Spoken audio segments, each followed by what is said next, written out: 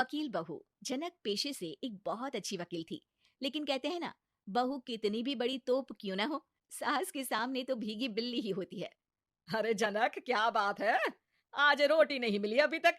ये तेरा कोर्ट नहीं है जो आज फैसला ना हुआ तो कल की तारीख मिल जाए। रोटी तो रोज वक्त में चाहिए। हाँ। माँ जी, रोटी तो कब की बन गई। मैंने आपको कहा तो खाना खाने के लिए, आपने शायद सुना नहीं होगा।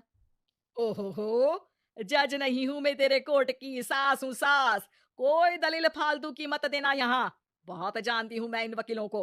अपनी बात ऊपर रखने के लिए झूठ बोलने में जरा भी नहीं सोचते। तभी वहां जनक के ससुर आ जाते हैं।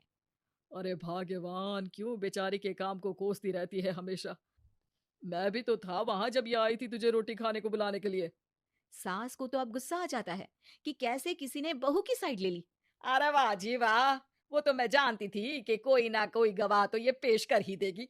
पर मैं तो अब सीधा खाना खाकर सोने जाऊंगी। मुझे आदत नहीं है किसी से बहसा बहसी करने की।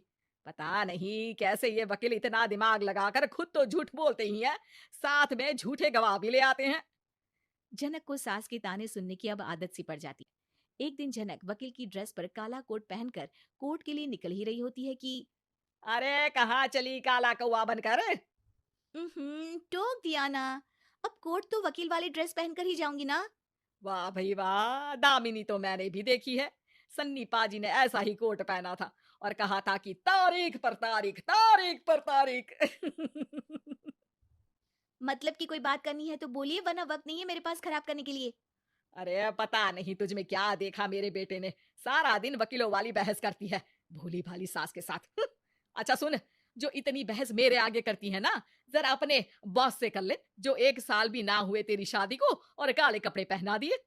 अंदर जा और लाल कोट पहन कर आ, पता तो चले कि नई नवेली शादी हुई है। अरे माँ जी, कोर्ट में मेरा बॉस क्या करेगा? ये तो पूरे देश की ड्रेस है वकीलों के लिए। लेकिन सास तो ठहरी सास। अच्छा, तो कोई जरूरत नहीं है 2-4 साल कोर्ट जाने की। शादी थोड़ी पुरानी हो जाए तब इजाजत दे दूंगी मैं तुझे काले कपड़े पहनने की। अब क्या था, मन मारकर जनक को लाल रंग का कोट पहनकर कोर्ट जाना पड़ता है। उसके जाने के बाद आहा, बढ़िया, ये पूरे देश की ड्रेस की बात करने वाली। अरे पहना दिया ना लाल कोट। अब सास आए दिन या तो जनक को उसके काम का ताना देती, या फिर उसका काम छुड़वा देने की धमकी। तंग आकर एक दिन जनक पति से कहती है, मैं सोच रही हूँ कि कोर्ट जाना बंद ही कर दूं। अरे क्यों यार, इतना अच्छा करियर है, क्यों छोड़ने की सोच रही हो? अरे लाल रंग का कोट पहनकर जाना पड़ता है। हर बात पर सास ताना देती है कि वकील तेज होते हैं, सवाल जवाब करते हैं, झूठी दलीलें देते हैं। अरे तो ठीक है ना, वो जो कहती है अपनी समझ से कहती है, लेकिन तुमको तो पता है ना कि सच्चाई क्या है। जनक को पति की बात से हौसला मिलता है कि तभी घर पर कुछ लोग आ जाते हैं। अरे या ये पंच साहब कैसे आना हुआ? अरे भाई साहब, सुना है कि आपकी बहू वकील है। तभी वहां सास आ जाती है। हाँ है तो, लेकिन क्या हुआ?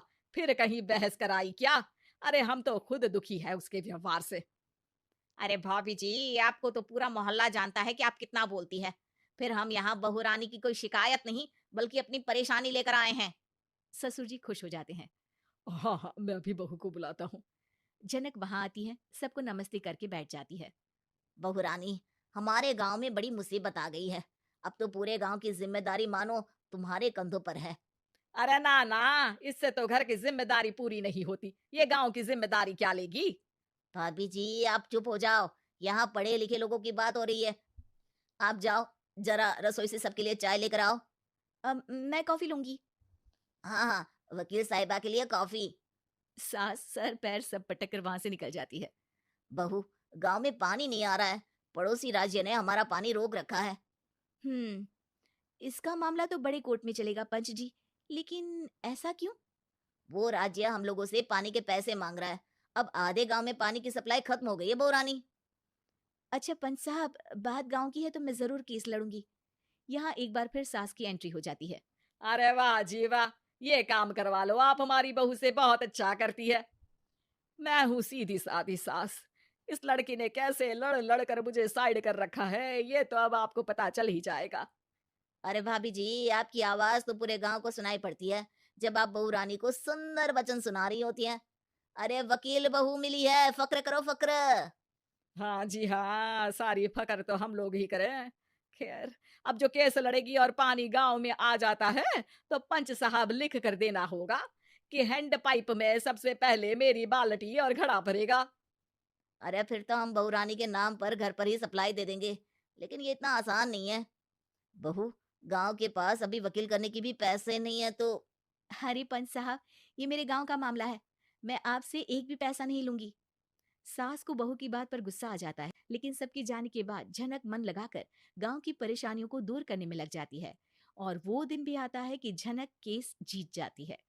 अरे आज तो प्लम्बर आकर घर तक पाइप लगा गया है। खुश हो जाओ, मेरे कारण तुम लोगों को घर के अंदर ही पानी मिल जाएगा।